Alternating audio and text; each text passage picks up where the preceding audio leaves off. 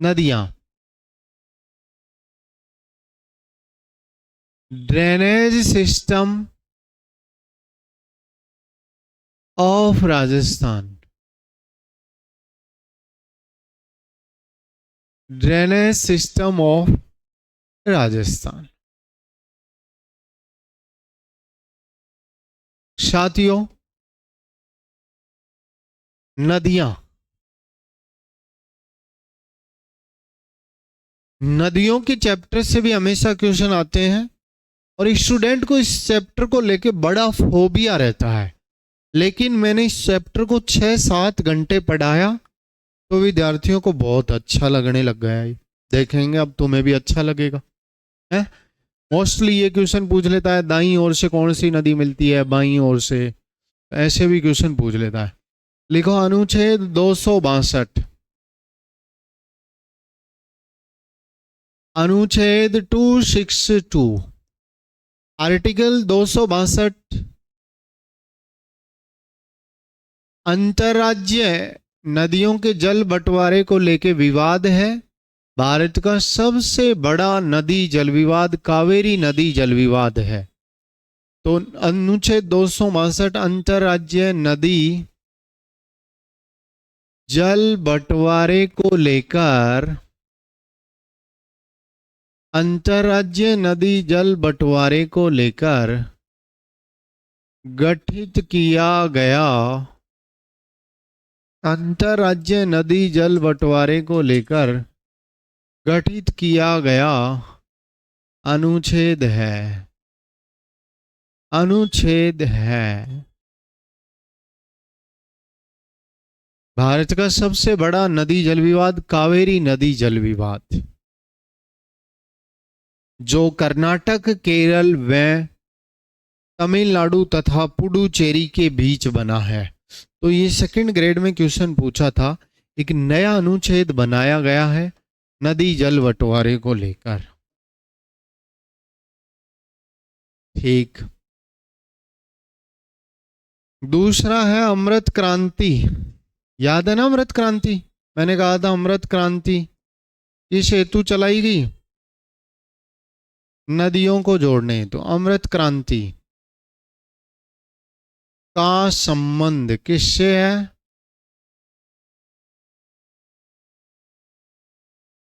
नदी घाटी परियोजनाओं को, नदी घाटी परियोजनाओं को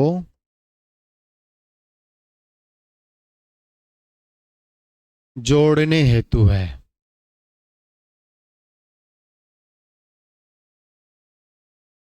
नदी घाटी परियोजनाओं को जोड़ने हेतु।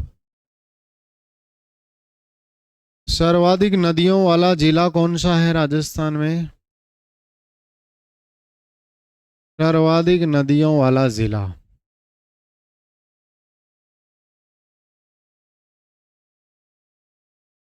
पुराने आंकड़ों में चित्तौड़गढ़ हुआ करता था, लेकिन नए आंकड़ों में उदयपुर लिखा हुआ आ गया। उदयपुर मिले तो करना है, नहीं मिले तो पुराना आंकड़ा चित्तौड़गढ़ करना है। दो जिलों में एक भी नदी नहीं है, एक भी नदी नहीं है। कौन कौन से दो जिलों में? बीकानेर और चूरू में एक भी नदी नहीं है। और लेटेस्ट में सबसे ज्यादा नदियों वाला जिला कौन हो गया? उदयपुर। नए आंकड़ों में, नए डेटा में सबसे ज्यादा नदियों वाला जिला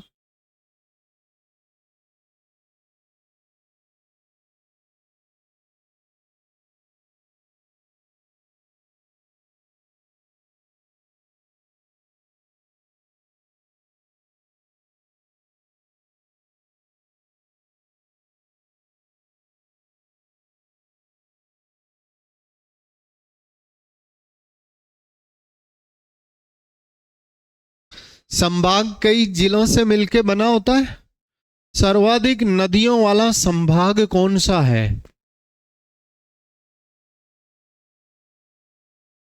तो फिर आंसर होगा कोटा।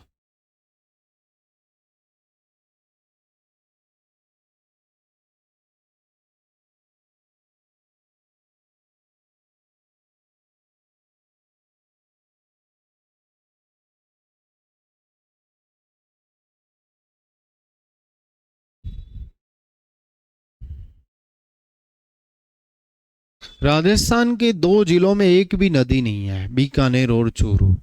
सबसे ज्यादा नदियों वाला जिला नए डेटाज में उदयपुर हो गया, पहले चित्तौड़गढ़ का नाम आता था। संभाग का मतलब डिवीजन, 7 संभाग है ना। जयपुर जिला जयपुर संभाग में ही है, दौसा भी जयपुर संभाग में है। जयपुर के आसपास वाले संभाग भी तो होता है। सर तुम कहो कि बीकानेर वालों का संभाग क्या है तो बीकानेर ही है, गंगानगर वालों का संभाग क्या है तो बीकानेर है। बीकानेर संभाग में 4 जिले आते हैं, बिगचुआ, बीकानेर, गंगानगर, हनुमानगढ़, चूरू। तो सर्वाधिक नदियों वाला संभाग, सर्वाधिक नदियों वाला संभाग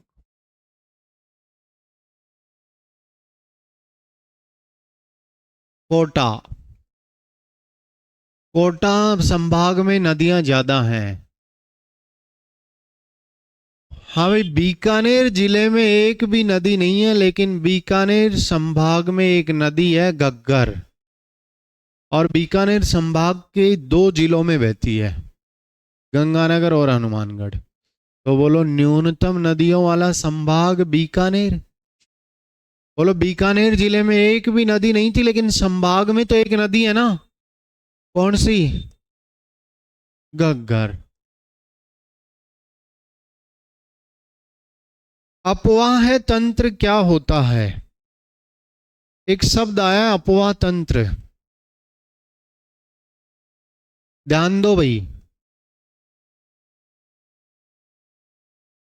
क्या होता है अपवाह तंत्र? सब यहां देखो, ये भारत है, इधर देखिए, भारत है ये। भारत के इस साइड में ये क्या है? बंगाल की खाड़ी, bay of Bengal, bay of Bengal. और ये इधर क्या है? अरब सी, अरब सागर, अरेबिया सी। और ये क्या है? अरावली। और ये कौन सी नदी है उत्तराखंड से निकलती है? गंगा। गंगा में कौन सी नदी आके मिलती है उत्तराखंड से? यमुना। और यमुना में अपनी कौन सी नदी जाके मिलती है? चंबल। और चंबल में कौन सी? बनास। तो बोलो बनास, चंबल, बनास की और सहायक नदियां बेड़च है। झेलम इधर नहीं आएगी, झेलम तो इधर है, वो तो जम्मू कश्मीर में बहती है। इधर देखो, बनास, चंबल, ये सब बंगाल की खाड़ी का अपवाह तंत्र बनाएंगी, क्योंकि इनका जल इधर आ रहा है। और लूणी इधर जाएगी, तो ये अरब सागर का अपवाह तंत्र बनाती है। तो ध्यान देना, मुख्य नदी, सहायक, उप सहायक, गौण सहायक, जितनी भी नदियां हैं उनका एक क्षेत्रफल अपवाहित होता है, उसे अपवाह तंत्र कहते हैं। भाई मुख्य नदी गंगा, यमुना उसकी सहायक है, फिर गंगा की उप सहायक कौन हो गई? चंबल। गौण सहायक कौन हो गई? बनास। उपगौण सहायक कौन सी हो गई? बनास की सहायक नदी है बेड़च। और भी कोई छोटी मोटी नदियां। यानी कि पूरे इस सिस्टम को अपवाह तंत्र कहा जाता है। और 3 प्रकार का अपवाह तंत्र पाया जाता है जल विसर्जन के आधार पे। चंबल, बनास जैसी नदियां बंगाल की खाड़ी में, लूणी और माही जैसी नदियां अरब सागर में आके गिरती है। अपवाह तंत्र, मुख्य नदी, मेन रिवर, मुख्य नदियों, कोमा सहायक, ट्रिब्यूटरीज रिवर, ट्रिब्यूटरीज रिवर, सहायक, उप सहायक, कोमा गौण सहायक, गौण सहायक, व उपगौण सहायक नदियों के द्वारा, उपगौण सहायक नदियों के द्वारा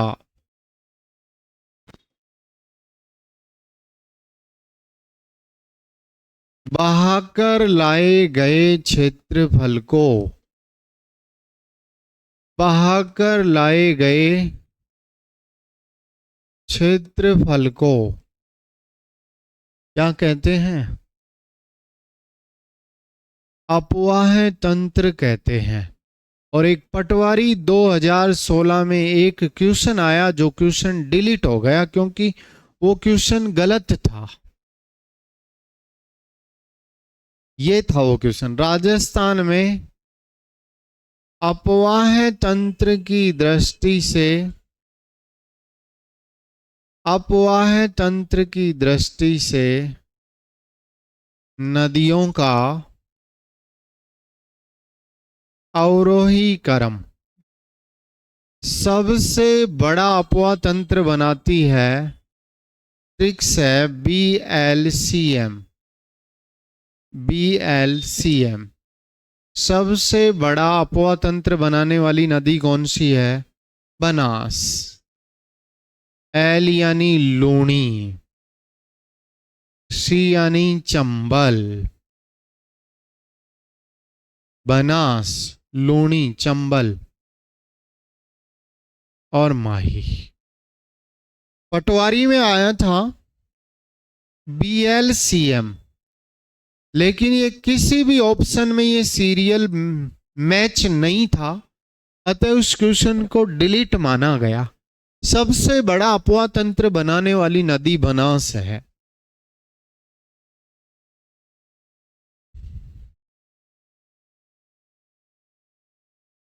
जैसे तैसे करके जिन नदियों का जल बंगाल की खाड़ी में जाए वो बंगाल की खाड़ी का, जिनका जल अरब सागर में आए वो अरब सागर का अपवाह तंत्र बनाती हैं।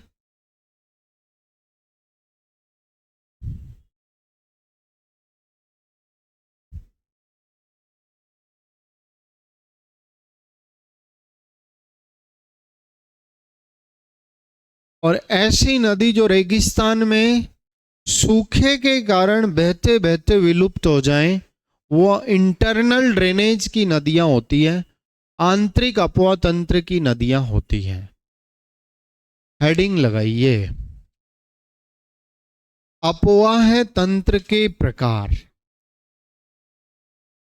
Types of drainage system. अपवाह तंत्र के प्रकार, types of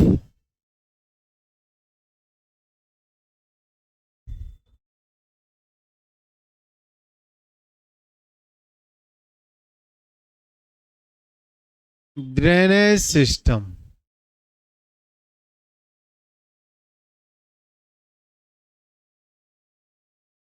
types of drainage system. हाँ भाई, जहां जल नदियां जल गिराती है उसके आधार पर, जल विसर्जन के आधार पर राजस्थान में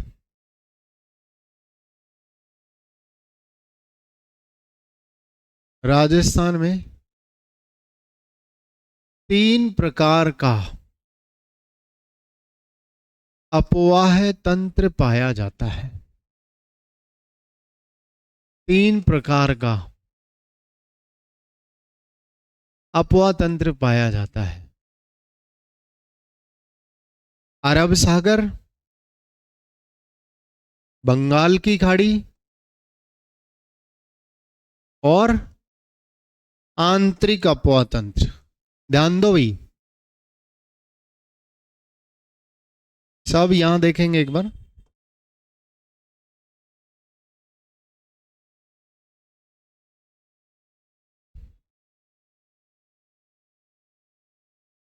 देखो,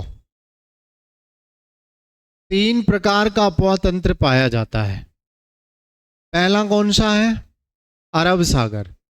दूसरा कौन सा है? बंगाल की खाड़ी। तीसरा कौन सा है? Internal drainage. पहला है अरब सागर।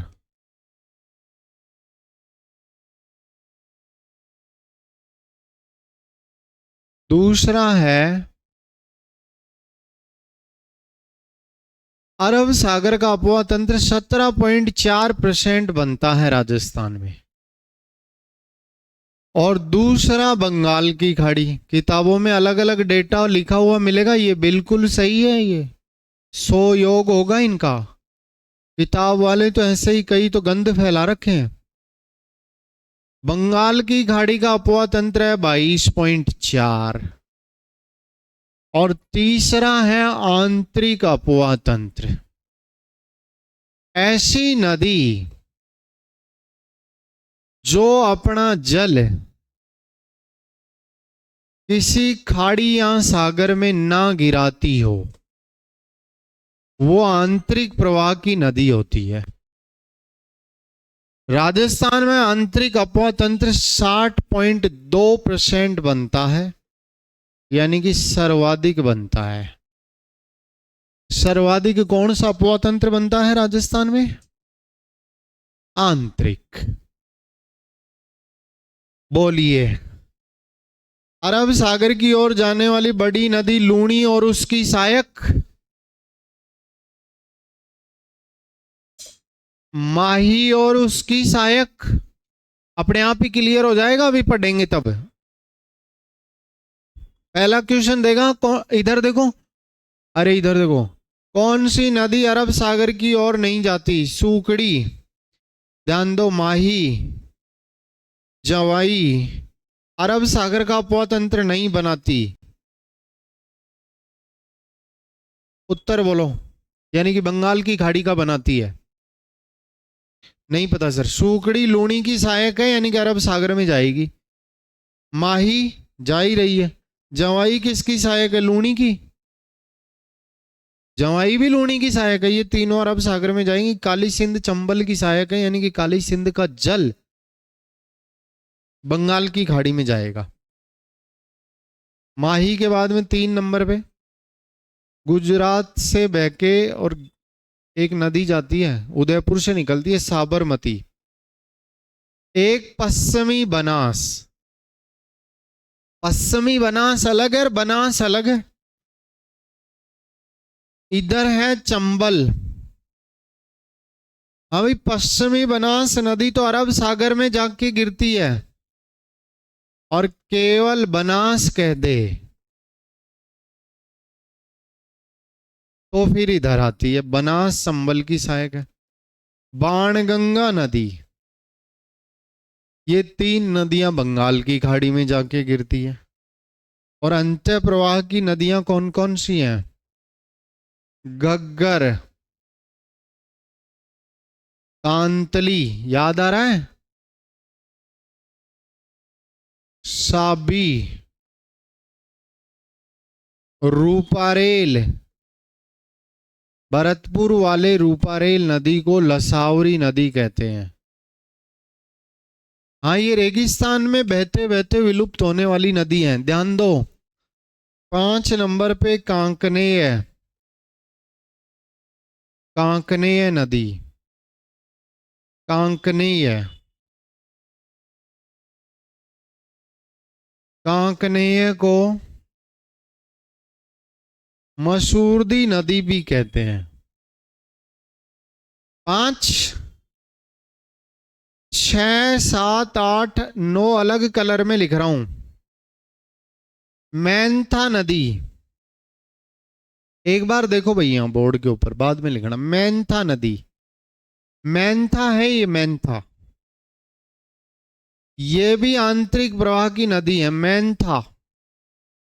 अभी कांतली नदी, इधर देखो, पेन को छोड़ो। कांतली नदी खंडेला की पहाड़ी से निकली थी, और एक उधर से ही एक नदी और आती है, उस नदी का नाम है खंडेला नदी। नदी का नाम भी खंडेला नदी है। खंडेला को खांडेल भी कह सकता है। ये अलग कलर में लिख रहा हूं, ये सांबर झील में आके गिरती हैं 4 नदियां। तो सर ये सांबर झील में आके गिरी है, फिर इनका गिरने का स्थान मालूम है, फिर ये अंतः प्रवाह की नदी कैसे हुई? ऐसी नदी ही अंतः प्रवाह की नदी कहलाती है जिसका जल किसी खाड़ी या सागर में नहीं पहुंच पाता हो। नागौर से खारी या बेड़ खारी, खारी या बेड़ खारी, और अजमेर से रूपनगढ़ का नाला, ये 4 नदियां सांबर झील में गिरती हैं। ये क्वेश्चन पूछा है। ये चारों, हाँ भाई, सांबर झील में गिरती है, और फिर भी अंतः प्रवाह की नदी है, क्योंकि ऐसी नदी जो अपना जल किसी खाड़ी या सागर में नहीं पहुंचाती। अभी सेकंड ग्रेड में आया तो कौन सी नदी सांबर झील में नहीं गिरती। और फिर एक दूसरा क्वेश्चन पूछा था यहां से ही, ध्यान दो, ये लो, ये ऐसे कैसे बनाओ, कौन सी नदी सांबर झील में नहीं गिरती, और दूसरा क्वेश्चन पूछा था कौन सी नदी अंतः प्रवाह की नदी नहीं है। तो ये सारी अंतः प्रवाह की नदियां हैं। इस प्रकार से इस सारणी को बनाओ।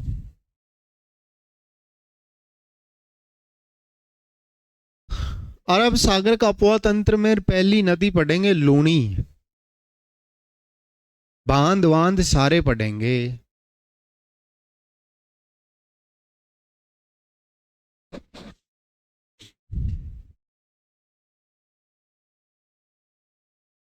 तो कल अपन अरब सागर का अपवा तंत्र लिखेंगे।